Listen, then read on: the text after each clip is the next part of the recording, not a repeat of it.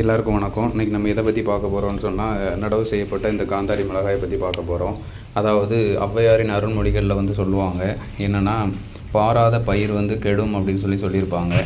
அதாவது பயிரை நம்ம பார்க்கணும், அதை பார்த்தா தான் அதில் என்ன டிஃபெக்ட் இருக்குது, அதுக்கான சொல்யூஷன் நம்ம கொடுக்க முடியும். இப்போ நீங்கள் பார்த்துட்ருக்க இந்த செடி, மிளகாய் செடி என்ன இஷ்யூ அப்படின்னா, இது எல்லோயிஷ் இன் கலர், அதாவது மஞ்சள் நிறமாக இருக்குது. அந்த லீவ்ஸ்லாம் இலைகள் மஞ்சள் நிறமாக இருக்குது.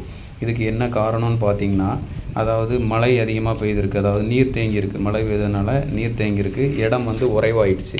ஸோ அதனால் அதிகமாக தண்ணியும் இருக்குது, உறைவும் ஆகிடுச்சு. அப்போ என்ன ஆகுது அப்படின்னா, ஆக்சிஜன் டிப்ரெஷன், அந்த ரூட்ஸுக்கெலாம் ஆக்சிஜன் போகிற இடம் பிளாக் ஆகுது.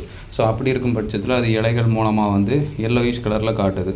ஸோ இதுக்கு சொல்யூஷன் என்னென்னா, இப்போ இந்த மண்ணை நான் என்ன பண்ணியிருக்கேன் அப்படின்னு சொன்னால், சின்ன கம்பு குச்சால் கிளறி விட்ருக்கேன். ஸோ இப்படி கிளறி விடும்போது அந்த உறைவுத்தன்மை போய் இது நல்லா ஆக்சிஜன் கிடைக்கும். இனிமேல் அந்த லீவ்ஸ் நல்லா வளரும். நன்றி.